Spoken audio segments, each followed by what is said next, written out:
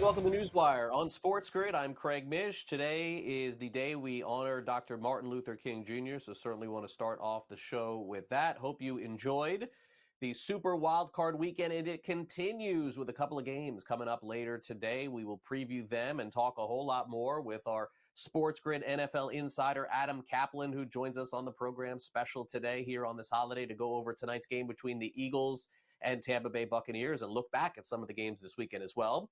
In addition, Bennet Conlin is going to join us. He's a sports reporter who covers the wagering industry. We'll go over the very latest that's happening around the country as well. And, of course, we preview all of the games, take a look back at some of the odds, and update you on this game that's about to start at 4:30 Eastern p.m. But before we get to that, let's take a quick look back because, folks, if you thought the NFL streaming on an app was a one-time or two-time deal, as we've seen, this thing is not going away anytime soon. How about the numbers? They are in for the Peacock app, the number one app after Saturday's game in the App Store. They paid $110 million just to have the exclusive rights to Saturday night's playoff game, and as a result, they were number one in the App Store. Google search is two-time higher than any point in history, and we'll talk a little bit more about what this means for the future of streaming, because there are reports out there that state that the most used internet time in the history of the internet was Saturday night in that game being streamed between the Dolphins and Kansas City Chiefs. I mean, that's a staggering number considering how much time everybody spends online, on their phone, on the computer. But no, it was Saturday night in the history of the world. Wow. Got to review that later in the show. Okay, as far as the game today, it looks like they're going to play this thing in Orchard Park. It is currently not snowing, but there's so much snow on the ground, it doesn't even look like they're moving it off the seats, folks. They're just letting you get in there for those of you who go to the game, and then you're going to have to figure this thing out.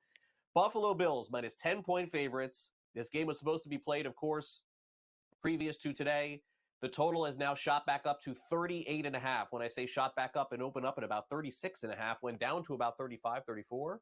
But given the fact that the conditions are going to be a little bit better, we're looking at a line of 38.5. And folks, we are your spot today for all of the pregame action. Coming up, we've got Pro Football Today and In-Game Live. We have you covered. Scott Farrell will be on the air during the game today at 3 o'clock Eastern. So we thought we would just have one game tonight on Monday Night Football for Super Wildcard Weekend, but we got two. So stay tuned for that as well.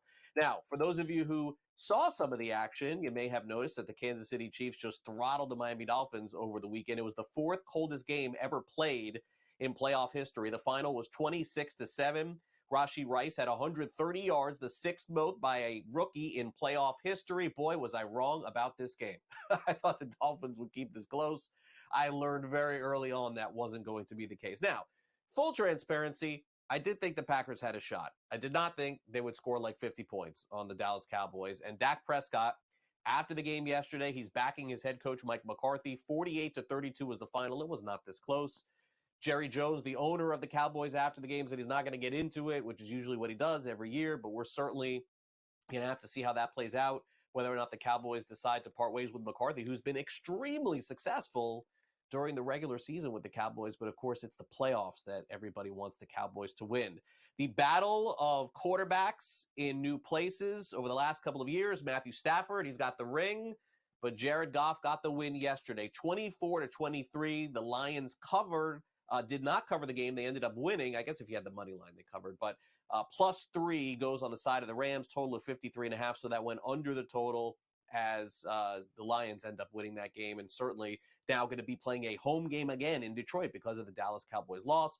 Also, the Cleveland Browns got throttled by the Houston Texans over the weekend, and they say Deshaun Watson will be ready by the spring. Who knows what the future holds for Joe Flacco? I'm sure he'll get another go of it in the NFL next year.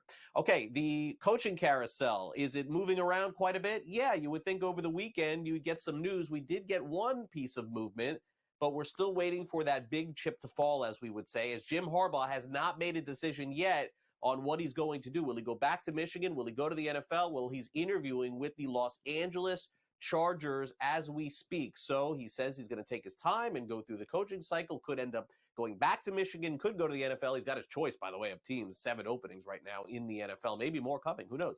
Michigan's quarterback, J.J. McCarthy, running back Blake Corum, are saying goodbye to the Wolverines after the championship. They are entering the NFL draft. Quorum expected to be somewhere around a third-round pick, fourth-round pick. J.J. McCarthy, who knows? By the time the draft goes up, all these quarterbacks go in the first round. Right now, not projected to be that, but we will see. Jed Fish, my former schoolmate at the University of Florida. He's been around the league quite a bit, college, pro, etc. Boy, he's not being looked at very well by his former teammates or coaching mates and players at the University of Arizona. Had a quick meeting and got out. He's going to the University of Washington. He signs a 7-year contract. Of course, Washington's coach ends up going to Alabama. And Alabama's wide receiver, Isaiah Bond, is transferring to Texas. So good news there as Texas gets another player, and bad news for Alabama with Nick Saban leaving. He's just losing all kinds of players. All right, in the National Basketball Association, Draymond Green says he's back on the court tonight for the Golden State Warriors. 12 games during the suspension. Warriors, 8 wins, 16 games during his absence. So Draymond Green back on the court tonight. Last night, the Miami Heat got a big win and also honored Dwayne Wade. Hall of Famer said that they're going to release a bronze statue of Wade outside the Kaseya Center later in the year. His number 3 jersey retired by the Miami Heat. The Pistons have traded Marvin Bagley to the Washington Wizards. Also going to Washington is Isaiah Livers, and to Detroit, Danilo Gallinari, and Mike Muscala goes to Detroit in that deal. Maybe Detroit can win like one more game this year. That'd be good for them. All right, the Grizzlies, Desmond Bane's going to miss 6 weeks, grade 3 sprain in his left ankle. So that's the latest in the National Basketball Association. Okay, Australian Open, of course, taking center stage right now in the world of tennis. And Milos Raonic has withdrawn from the Australian Open, was mid-match with Alex de Minaur, and Raonic is a 33-year-old Canadian, former world number 3. He gets injured again, so he is out of the Australian Open. Grayson Murray, in case you missed this, what a shot yesterday. 40-foot birdie putt to win the playoff. He wins the Sony Open after a 3-way playoff. All of the top golfers, by the way, in the world are back on the PGA Tour this week. I think we'll bring in Brady Cannon later in the week to preview the upcoming match. Real Madrid wins the Spanish Supercopa behind a first-half hat trick from Vinicius Jr., and this Norwegian skier, Alexander Amat Kilde, has been airlifted to a hospital after a crash. 31 years old, crashed at full speed during a World Cup downhill race in Switzerland, but he did post on social media that he is currently recovering. So that is at least good news that we can end on this segment here. But coming up next, our guy all over the network, he is Adam Caplan, and we're going to get into everything that happened in the NFL this weekend. And naturally, Adam is going to be watching this game tonight between the Eagles and Bucks. He joins us next.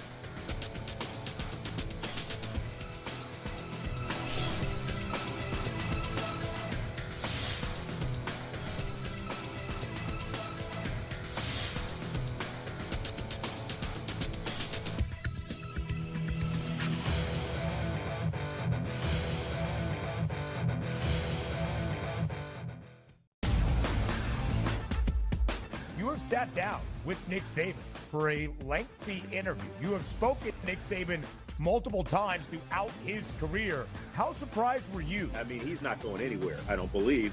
And at the end of the day, very surprised. Athletic department surprised. Talked to a few people, Alabama folks, late last night, early this morning. Very surprised. Didn't see it coming. The Early Line. Only on SportsGrid. Quarterback at quarterback. We're going to lay some juice. We're going to have some dog prices. And we're going to go right in the middle. Because I don't know what they're doing. To me, they're in a complete rebuild, Kev.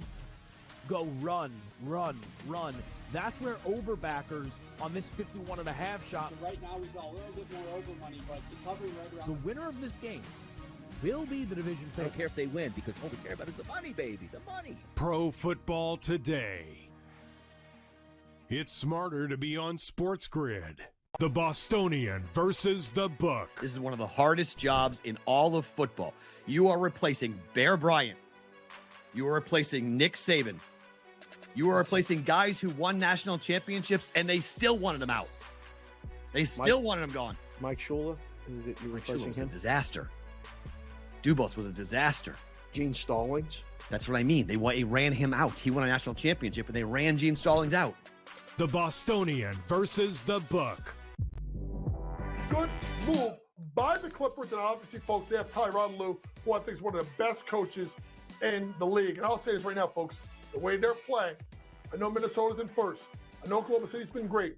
I know Denver's been fantastic. But the team I'm thinking right now that could actually come out of the West, if they stay healthy, and he keeps playing like that, it's Kawhi Leonard and the Clippers. Betting above the rim, only on SportsGrid. What did you think when you saw Lawrence on 3rd and 4th down, those two plays? When you have a meltdown like the Jaguars have, the clear favorite coming into the season, we all know that, and they choke like they did, and they have this fall like they did, people are going to question what's wrong with Trevor Lawrence. He had a regression. It's not a major one, but he was not as good as last season. What's happened to the play calling? Pharrell Coast to Coast, only on SportsGrid. I am not a Cowboys fan. I did not have a Cowboys ticket on this game. I bet the over, but I'm frustrated watching this game. I'm frustrated seeing the Dallas Cowboys think that this is their optimal game plan. In-game live, prime time, only on SportsGrid. SportsGrid, the only streaming sports betting network. Tips, info, and insights to up your IQ. It's smarter to be on SportsGrid.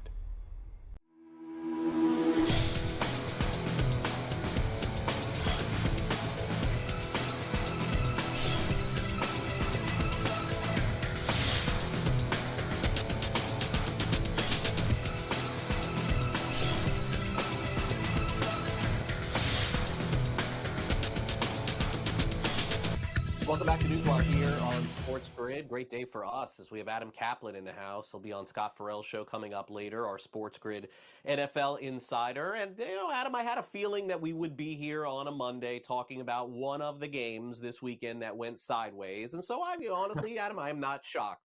I didn't know which game it would be, but this is Super Wildcard Weekend. This is the weekend, Adam, where we come out of it going, oh, my gosh, who would have expected that? Now, I would say this. I didn't expect maybe that score between Dallas and Green Bay to be as lopsided as it was, but I'm not surprised that one team plays another team and wins in the NFL anymore. Craig, good to be with you. Yeah, you know what's interesting about this game? Look at the Cowboys coming into this game at home. They had not lost a home game since week 1 of last season when the Bucs and Tom Brady came in there and beat them, and then they've been lights out at home. They had a couple close games at home, but the bottom line is they've won. That's all they've done is win.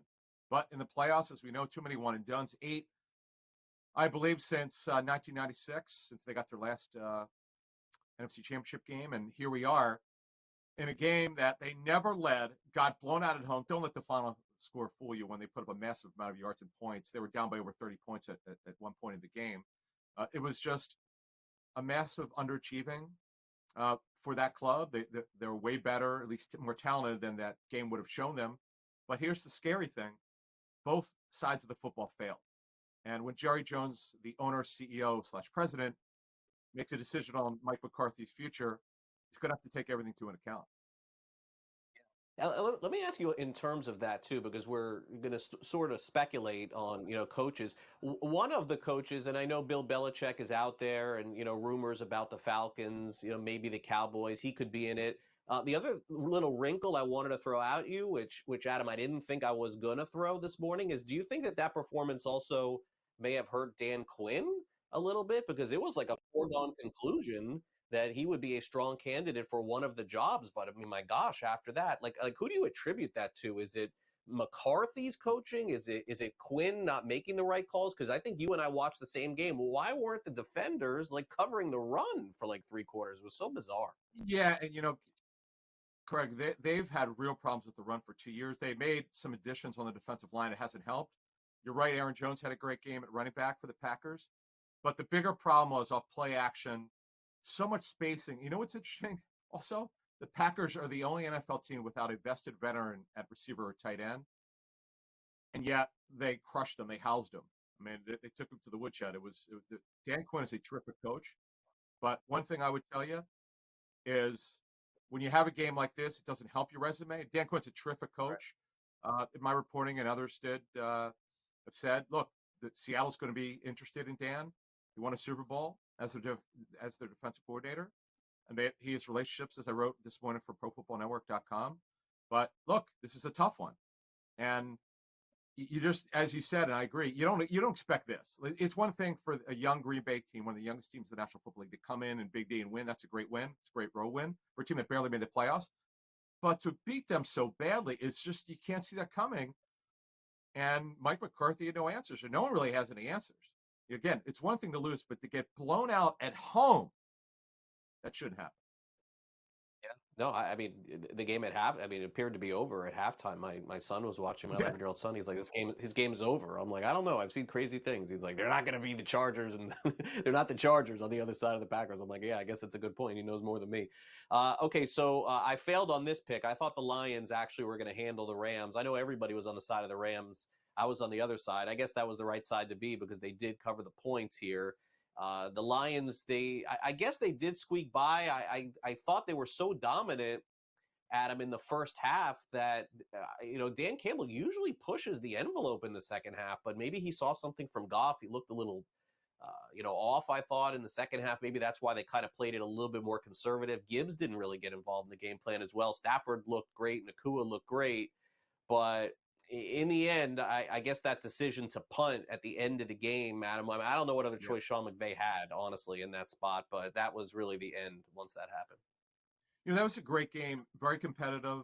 The Rams never led, but yet they covered the number. In fact, there were no turnovers in the game. Pharrell and I were talking Friday when I was giving my picks. I said, listen, I like the Rams to cover this number because the one problem that the Lions have, and we saw in this game, you mentioned Puka Nacua, who has had one of the best receivers as a rookie, really in NFL history. He's been incredible. He was unstoppable last night by formation variation. Sean McVay frees him up. But the problem that the Lions have is not the pass rush. They had a good pass rush last night. It's the back end. They don't cover well enough, and that's going to be a problem. If the Bucs beat the Eagles tonight, the Lions will host the Bucs on Sunday. The one thing the Bucs can do, they could drive the ball downfield, and that would be a problem for the Lions. And how about the Lions as a 3 seed getting 2 home games? That usually doesn't happen when you're a 3 seed, but that's going to happen here. And I'm looking forward to seeing what's going to happen here tonight. And you mentioned that Philly game. Boy, what's happened to Philly down the stretch, Craig, is almost hard to believe. Yeah, let's do the first game and then we'll get to the. I have stronger opinions, I think, on the second game than I do the first. But because again, in the NFL, anything can happen. I don't expect the Steelers to go to Buffalo and win, Adam. But again, nothing shocks me during this weekend because there's some teams, and honestly, the margin between them and others isn't that wide. I don't think the Bills are 10 points better than the Pittsburgh Steelers. I saw the Chargers and Easton Stick almost beat Buffalo a couple weeks ago. I saw Miami, almost beat Buffalo. I saw the Giants play well against them too. It's like I guess I understand why the line is what it is, and maybe T.J. Watt not playing tonight is that equalizer for the Steelers, but I guess I'm willing to just say that Buffalo will advance in some way, but I wouldn't be shocked to be watching this game in the fourth quarter and see 13-10, Adam, would you? No, well, it's interesting. Now, you mentioned that, but this is incredible. And the public money is on the over because the over-under total went from 34 on Saturday to this morning up to 38.5. Why? Well, the conditions have improved. The wind is going to be down. And to move 4.5 points in less than 48 hours on the totals, it's incredible. And by the way, the line has fluctuated. It went from 9.5 to 9 to 9.5 now to back to 10. And I agree with you. When I gave my picks on Friday, I shocked for us. I said, you know what? Because I usually pick against the Steelers. I said, I like your Steelers to handle this number. Not going to win, but I believe, Craig, you and I are seeing it the same way. I believe they can cover the 10 points. It's a lot. And the thing that you need to have in cold weather, I mean, I've always been a pass game proponent, but you got to be able to run the football. And they're not going to want to get in a passing contest with Buffalo. And boy, Najee Harris has been awesome after a really tough struggle for most of the season. He's been great. Jalen Warren's backup has been terrific as a changeup.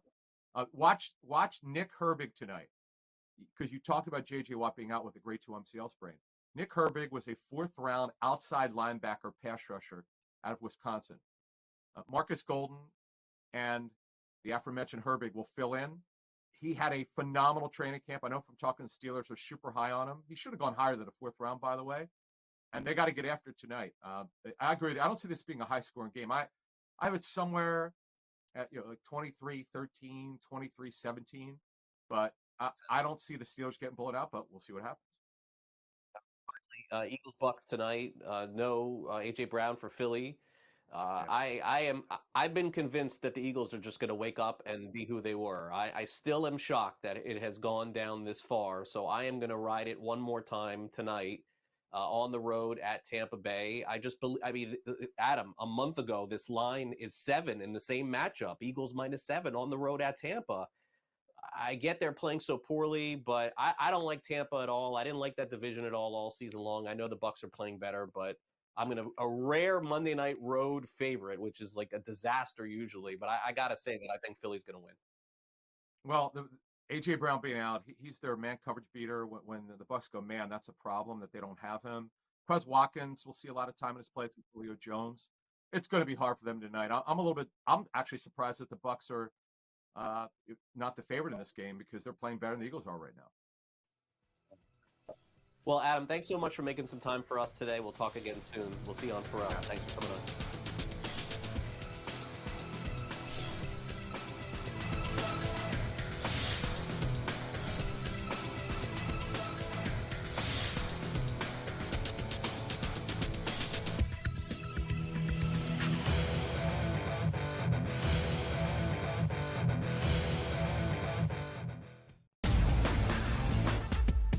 You have sat down with Nick Saban for a lengthy interview. You have spoken to Nick Saban multiple times throughout his career. How surprised were you? I mean, he's not going anywhere, I don't believe.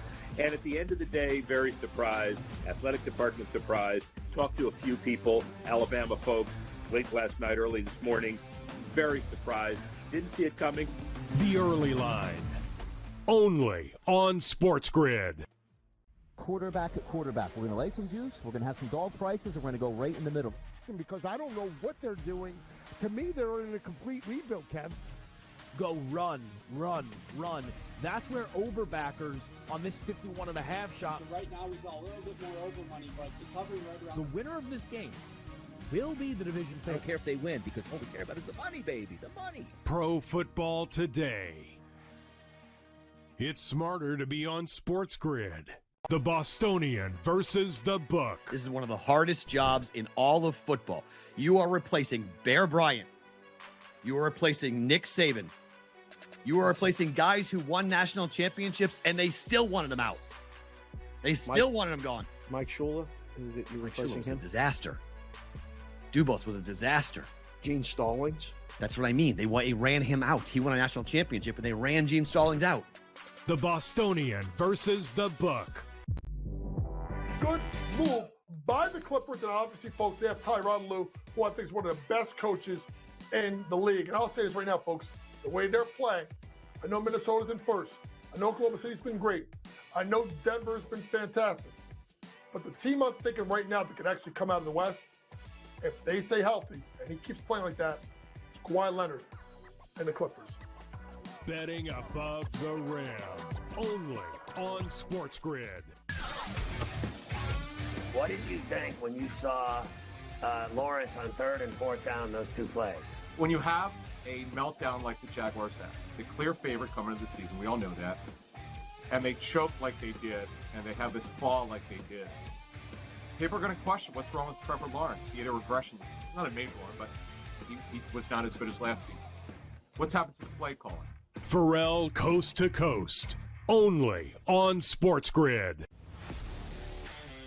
I am not a Cowboys fan. I did not have a Cowboys ticket on this game. I bet the over, but I'm frustrated watching this game. I'm frustrated seeing the Dallas Cowboys think that this is their optimal game plan. In-game live, prime time, only on SportsGrid. SportsGrid, the only streaming sports betting network. Tips, info, and insights to up your IQ. It's smarter to be on SportsGrid.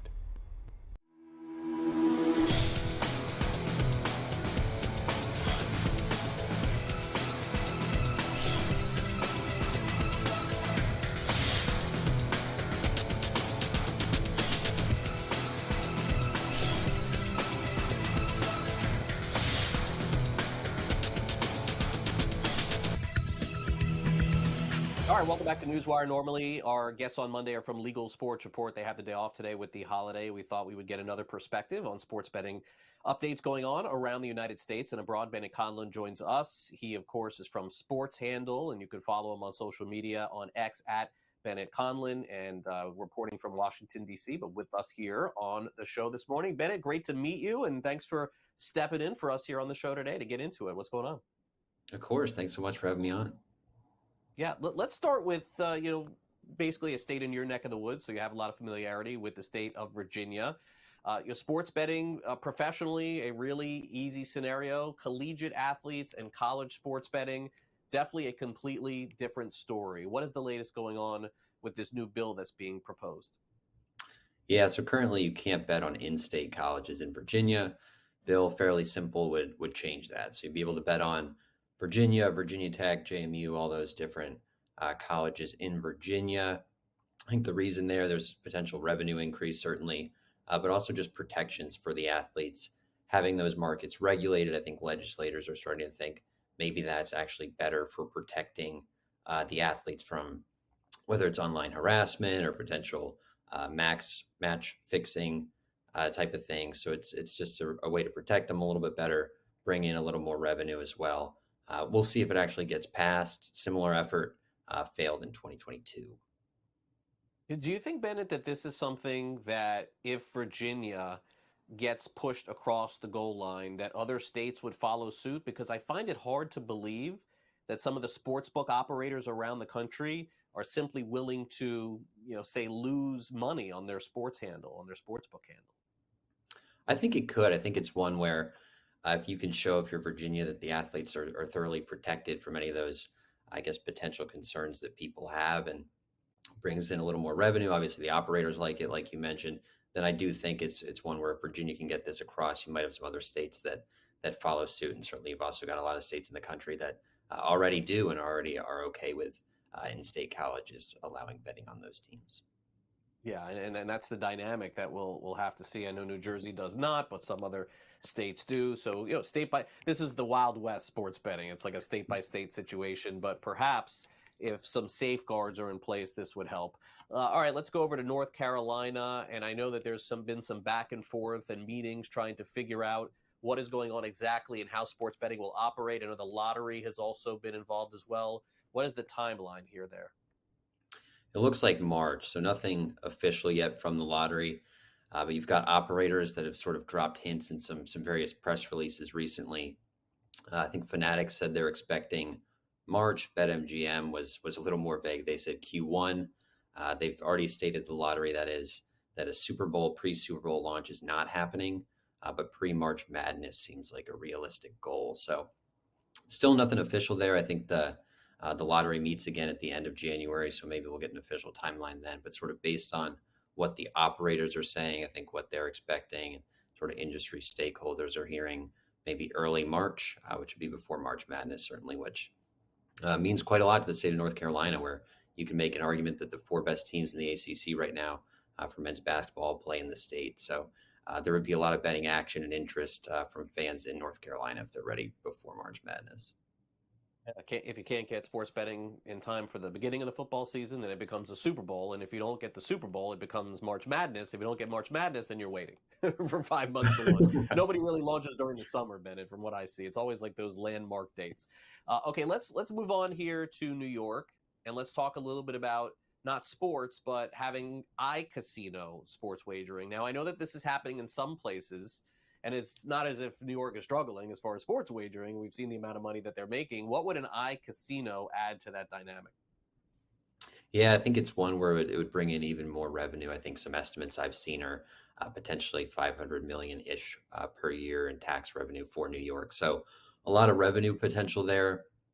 Operators obviously are very excited about the possibility of having iCasino legal in New York. I don't know if it'll get across the finish line, this bill, in 2024. I do think it's one that New York will move here probably in the next couple of years and get online casino legalized.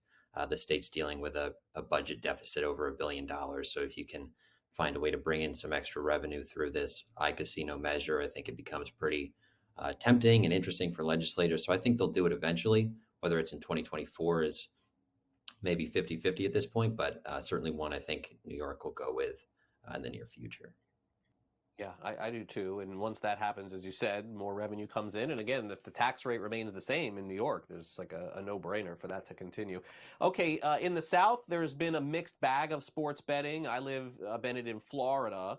So we have the Hard Rock now available through the Seminole Tribe. And, certainly Tennessee and Kentucky, we're starting to see a groundswell of sports betting being legalized. But Georgia is one of those states where it is not. Now, there's been some back and forth as far as whether or not this ends up getting legalized. I feel like this is a target for the sports betting operators and lobbyists to get this done eventually, but do we see this happening anytime soon?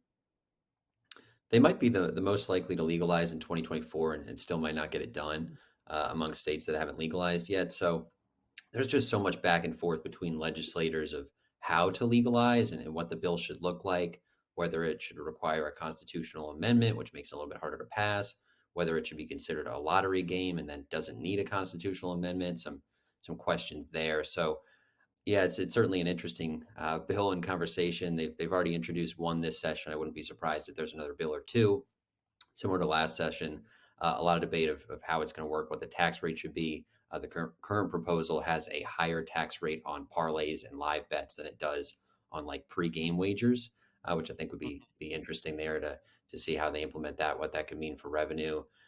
We'll see. Again, with Georgia, there's some people there that want it. There's some people there that want it and can't agree on how to do it. And then there's also a notable contingent in the legislature that just has a moral objection to gambling in general, which makes it even more challenging to pass.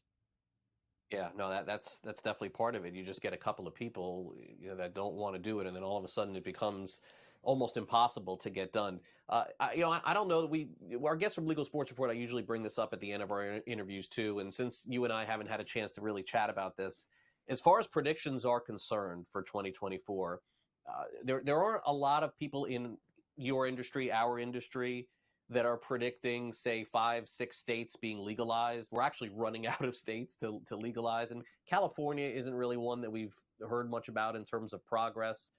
Do you have like a prediction for this year as to how many you think end up happening? There's some who think maybe no states get legalized this year. Yeah, I think I might be in the none camp.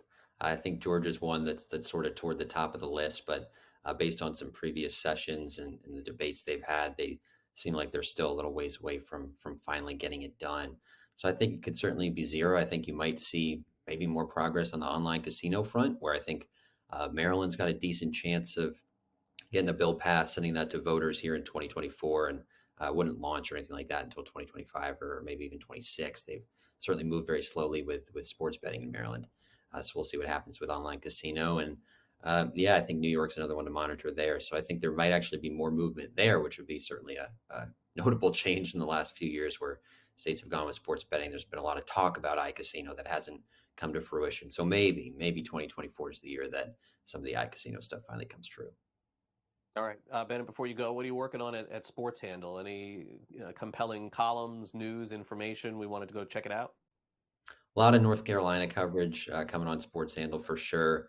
I'm a Lions fan, so I'm sure I'll be lobbying for some colleagues and myself to write some Lions coverage here for the first playoff win in a while. So we'll have some NFL coverage, I'm sure, some preview stuff there, and then a lot with North Carolina, and then we'll see what happens with iCasino.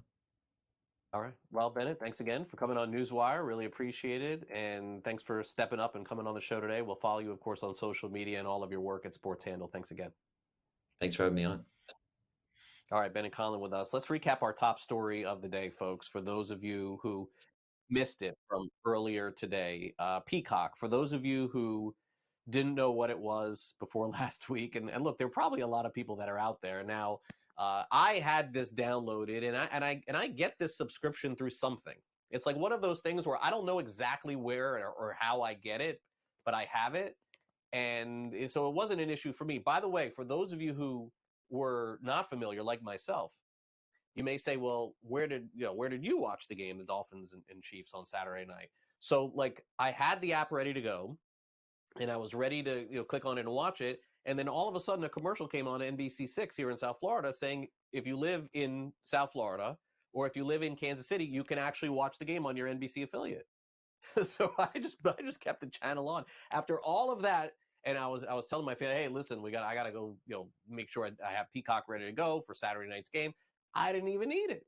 I guess because I was in the market. But everybody else across the world, the number one most downloaded app in the country, the Peacock app. And for people who paid, by the way, I believe it was $5.99, which is what the cost is for a month.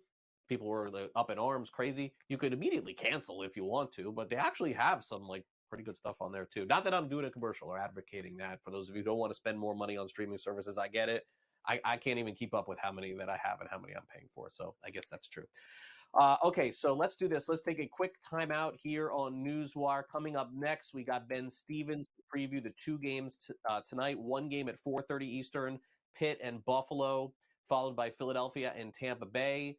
And then Warren Sharp will be with us. We'll recap some of the games that we saw this weekend and see if Warren is on any new positions, because I know he had some positions in that game between Buffalo and Pittsburgh, but now that it's been moved, I wonder if those still remain the same. We'll hit on that next on NewsWire. Don't go away.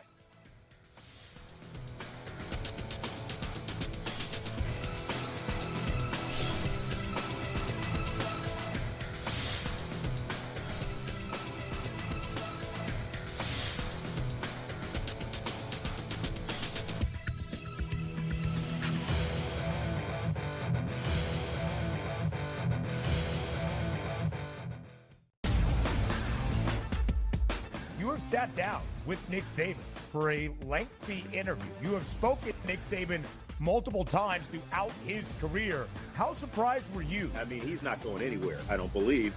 And at the end of the day, very surprised. Athletic department surprised. Talked to a few people, Alabama folks, late last night, early this morning. Very surprised. Didn't see it coming. The Early Line. Only on SportsGrid. Quarterback at quarterback. We're going to lay some juice. We're going to have some dog prices. And we're going to go right in the middle. Because I don't know what they're doing. To me, they're in a complete rebuild, Kev. Go run, run, run. That's where overbackers on this 51.5 shot. So right now, he's a little bit more over money, but it's hovering right around. The winner of this game will be the division I favorite. don't care if they win because all we care about is the money, baby, the money. Pro Football Today. It's smarter to be on SportsGrid.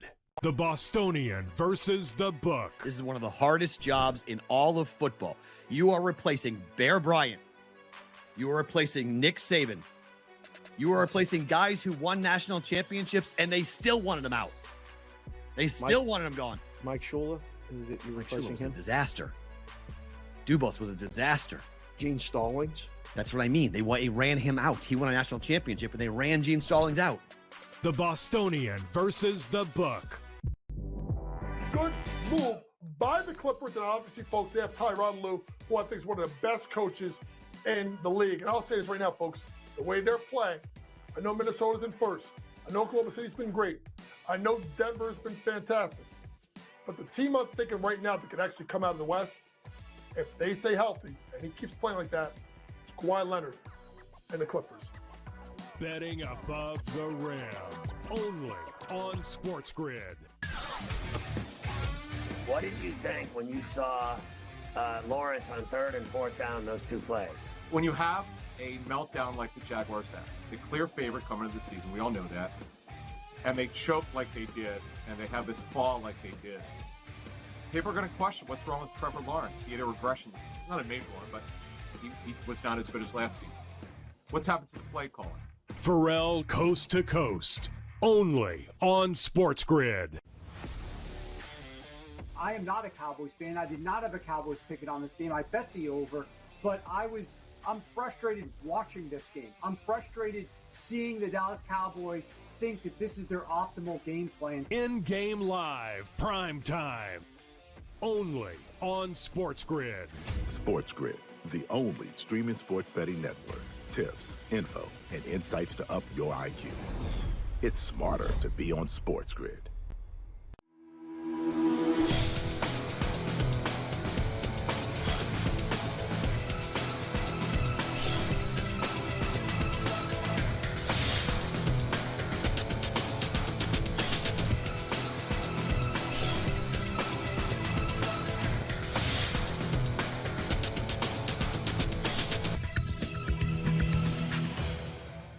Welcome back to NewsWire. Certainly will be an interesting test for the National Football League if they continue to have this super wild card weekend around the Martin Luther King holiday, because it does give an opportunity still for people to watch this game this afternoon between Buffalo and Pittsburgh. It was postponed today. A lot of people, unlike me, not working today, so they probably have a chance to watch this game. But, certainly with the time change and day change, it's changed some of the odds as far as the totals. So let's go over that and also preview tonight's game, which is the final game on the slate between Philadelphia and Tampa Bay. Here's Ben Stevens. Craig, each and every day of this super wild card weekend, Saturday, Sunday, and now into this holiday Monday, we've had a doubleheader of NFL playoff action because of the wild winter weather this weekend in Western New York. Up in Buffalo, of course, Sunday's first game of the triple header, originally scheduled in Western New York between the Bills and the Steelers, was moved to Monday. So 2 more football games to end out the opening round of the NFL postseason. We go in chronological order, and we start with the postponed game now on this Monday afternoon. Weather should still be a factor. Craig, temperatures below 20 degrees, still expected 1 to 3 inches of snow accumulation by the time Monday wraps up in Orchard Park. But it's not going to be nearly as bad with that lake effect snow that we saw over the weekend in Orchard Park and Buffalo. Now for the actual numbers that have moved just a little bit. It's been a double-digit spread, Craig, pretty much since this number opened up, with the 2-seed Buffalo against the 7-seed, the Pittsburgh Steelers. But where we've seen the biggest change is that over-under. Before we got to the weekend, when the game was still scheduled for Sunday afternoon, the total was 34.5. Now that number on the rise by 4 points, an over-under of 38 and a hook. Buffalo this year, Craig, north of a touchdown favorite in 8 games, just 2-6 against the spread and 2 outright losses in those games favored by a touchdown or more. The Pittsburgh Steelers won their final 3 games, all with off as their starting quarterback, covering in all 3. 2 of them booked as an underdog. And that's the story for a Mike Tomlin-led Pittsburgh Steelers team, Craig. It's been the story for his 17 years at the helm in the Steel City. The Steelers, one of 3 teams around the NFL to win outright as an underdog with a winning record in the regular season. 6-4 for Pittsburgh, both straight up and against the spread as a dog this year. So the game moved from Sunday to Monday. We will kick today in Orchard Park between the Bills and the Steelers. The originally scheduled Monday Night Football finale tonight in Tampa, the 4 seed in the NFC South Divisional champs, a home team against the top wild card team from the NFC in terms of where that stands, a 2.5-point number in favor of Philadelphia. So despite being a road favorite and the lower seed, Philly comes into this game favored to advance to the divisional round. Of course, the reigning NFC champs stumbled down the stretch, losing 5 of their final 6 games, not covering in any of the 6. But this number on the road in Tampa should be familiar for Philadelphia. Week number 3, the Eagles booked as a 5.5-point favorite on a Monday night to end out that week against the Buccaneers. Philly won by 2 touchdowns, 25-11. One of the few times this year, Craig, the Bucs did not cover as an underdog. 8-3 against the number. That is what Tampa is entering this Monday Night Football finale of Super Wild Card Weekend. Over under 42.5. So a third straight day of doubleheader action in the opening round of the NFL postseason. Craig, 2 more spots in the NFL's final 8 to determine as we move forward to the divisional round. All right, thanks very much, Ben. Now time to review the weekend, and we still got a couple of games to go, and it's time now to bring in Warren Sharp. It's time for the Sharp Report.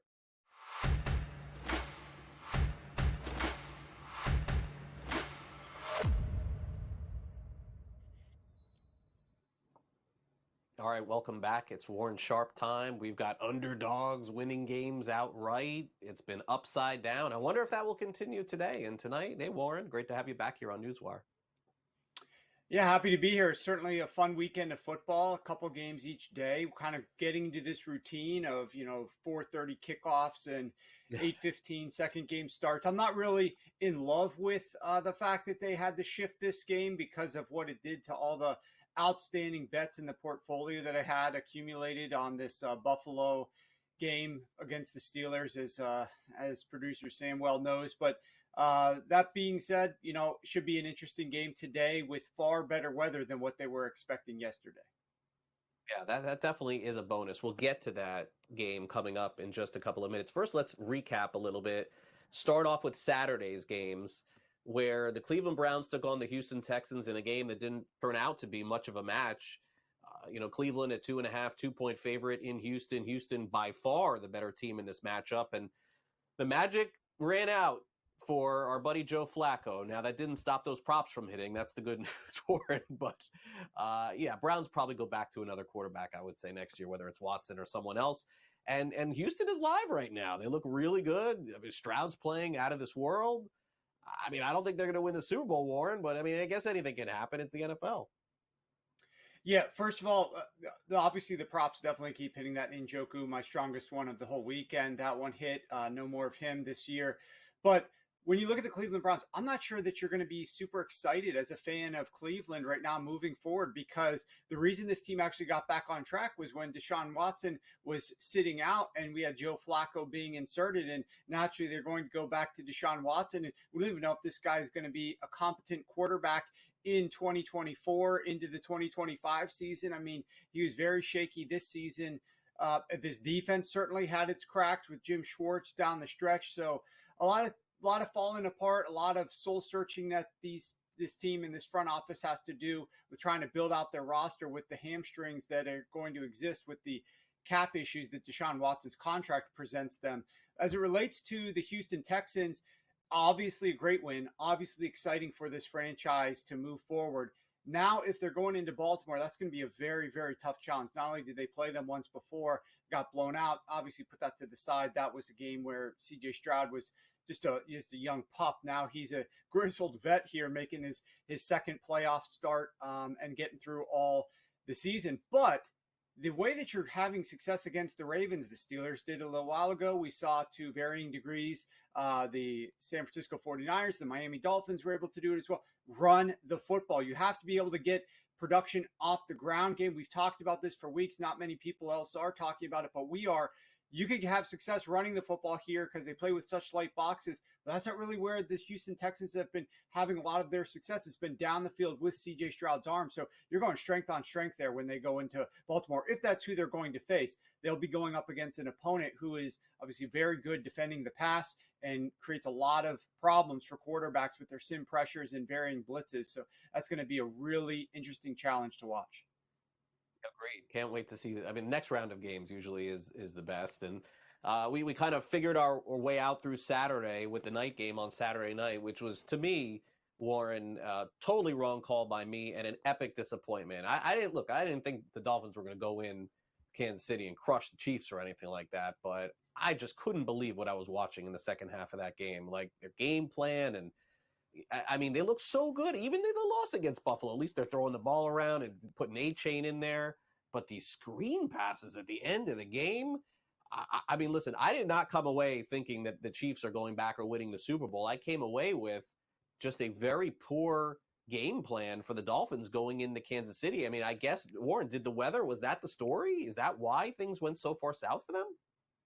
Well, in part, it was Steve Spagnuolo's defense and just how they came out the box. We knew that the Miami Dolphins' strategy probably out the gates was going to be run the football. This Chiefs defense is worse against the run. But what happened was the run game was getting no production. You could tell right away the first couple of plays of the game, run plays, they got no yards. They were stuffed on those run plays. And so then it's like, what are we going to pivot to? And they weren't having success on the pivots at all. Meanwhile, the Kansas City Chiefs came out. They were very balanced. They were a little bit more aggressive through the air to start this game. They had a better strategy for how to play with this frozen surface, in my opinion, than did the Miami Dolphins. And the key, we'll talk about it on Sunday's games as well. You got to pivot. You got to come up. What's the counterpunch? Once your first game plan doesn't work, where's that second game plan? How quickly are you getting to it? Because in the playoff game where it's win or go home, you have to get to that game plan number 2 very quickly if game plan number 1 is not working. The Dolphins didn't do that quickly enough, and even when they got to game plan number 2,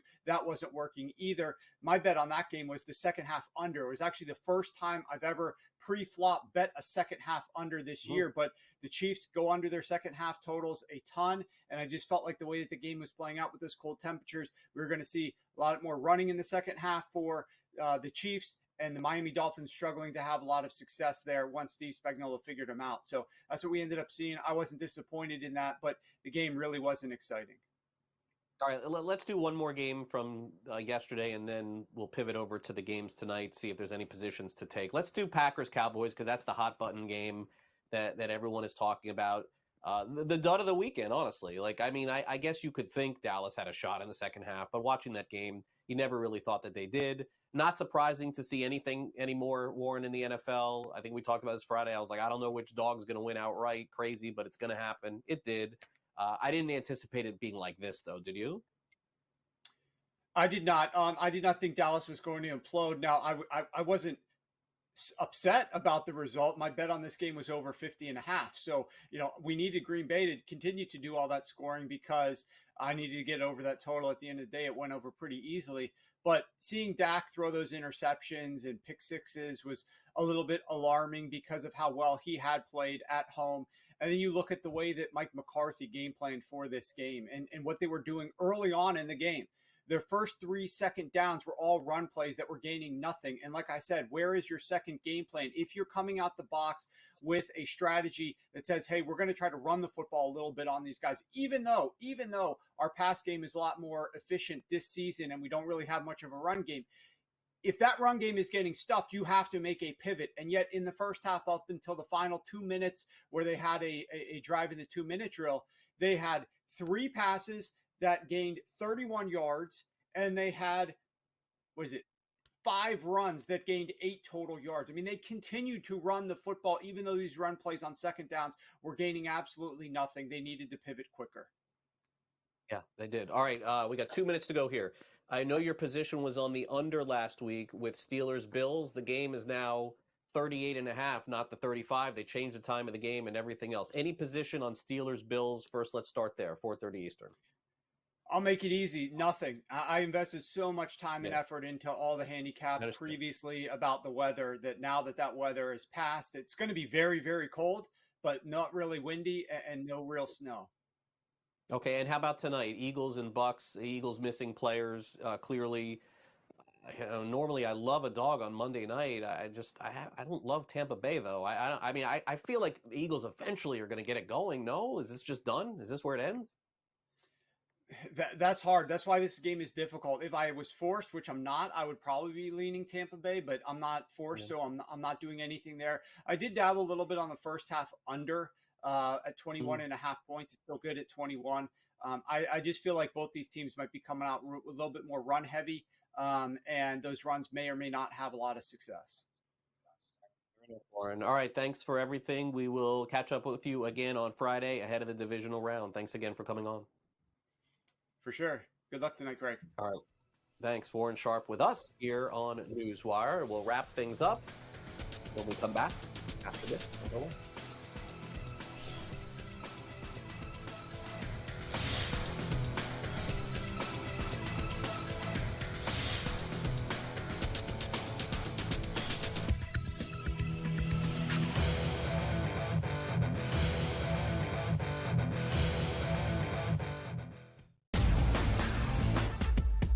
You have sat down with Nick Saban for a lengthy interview. You have spoken to Nick Saban multiple times throughout his career. How surprised were you? I mean, he's not going anywhere, I don't believe. And at the end of the day, very surprised. Athletic department surprised. Talked to a few people, Alabama folks, late last night, early this morning. Very surprised. Didn't see it coming. The Early Line. Only on SportsGrid. Quarterback at quarterback. We're going to lay some juice. We're going to have some dog prices, and we're going to go right in the middle. Because I don't know what they're doing. To me, they're in a complete rebuild, Kev. Go run. That's where overbackers on this 51.5 shot. Right now, he's a little bit more over money, but it's hovering right around. The winner of this game will be the division favorite. I don't care if they win because all we care about is the money, baby, the money. Pro Football Today. It's smarter to be on SportsGrid. The Bostonian versus the Book. This is one of the hardest jobs in all of football. You are replacing Bear Bryant. You are replacing Nick Saban. You are replacing guys who won national championships, and they still wanted him out. They still wanted him gone. Mike Shula, Mike Shula was a disaster. Dubas was a disaster. Gene Stallings. That's what I mean. They ran him out. He won a national championship, and they ran Gene Stallings out.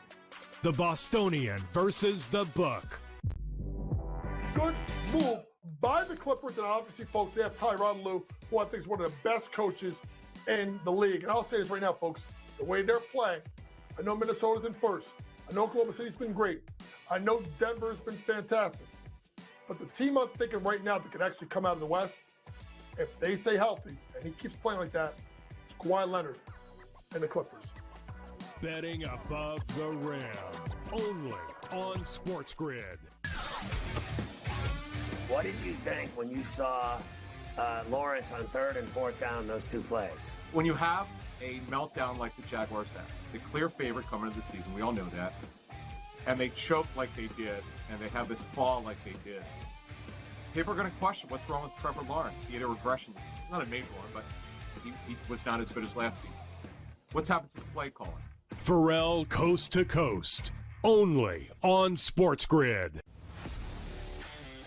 I am not a Cowboys fan. I did not have a Cowboys ticket on this game. I bet the over, but I'm frustrated watching this game. I'm frustrated seeing the Dallas Cowboys think that this is their optimal game plan. In-game live, prime time, only on SportsGrid. SportsGrid, the only streaming sports betting network. Tips, info, and insights to up your IQ. It's smarter to be on SportsGrid.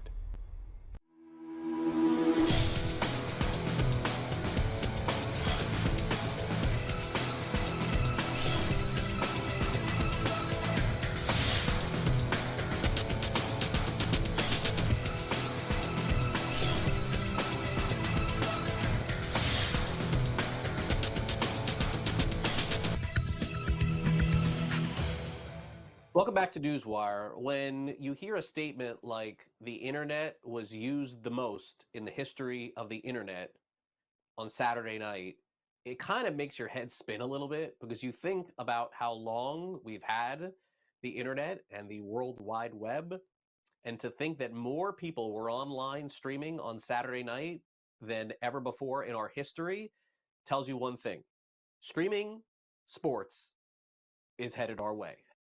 Exclusively in the future. In fact, all of you who are watching this show are probably streaming me. Now, probably you are streaming in some way, but 23, is it right? 23 million people just watching this on Saturday night, just on the Peacock app or all over I mean, it is a staggering amount of people that have basically figured out that this is the wave of the future. Now, if these numbers tell us anything, what I would guess, again, I'm just going to make a bold guess statement here, etc., is that we're going to have a minimum of 2 or 3 games streaming in the playoffs next year. And I would say that during the regular season, I think there's going to be exclusive every single week next year streaming as well. Like, they were worried about getting Taylor Swift people to download the Peacock app because it was the Chiefs. That didn't have anything to do with this thing, man. Like, this is just the future. This is where we're headed, and this tells the big story. Maybe in other sports too, already underway with Apple TV and Hulu and Amazon and everyone. I'm probably missing one, but everyone else. This is where we're headed. Get ready for it, folks. And if your parents don't have the apps to stream, download them now. Do it in advance. So on the day of the game, it'll be like, where can I watch this game? Because it's going to happen to everybody eventually. That'll do it for the show. Thanks, Colin, for coming on the program, stepping in for our Legal Sports Report team. Also, thanks to Warren Sharp as well as Adam Caplan for stepping up today, too, on this holiday. So we've got the early line coming up next. Pharrell Coast to Coast pregame live before Bills and Steelers. I'll see you tomorrow with the outcomes of those. Have a great Monday.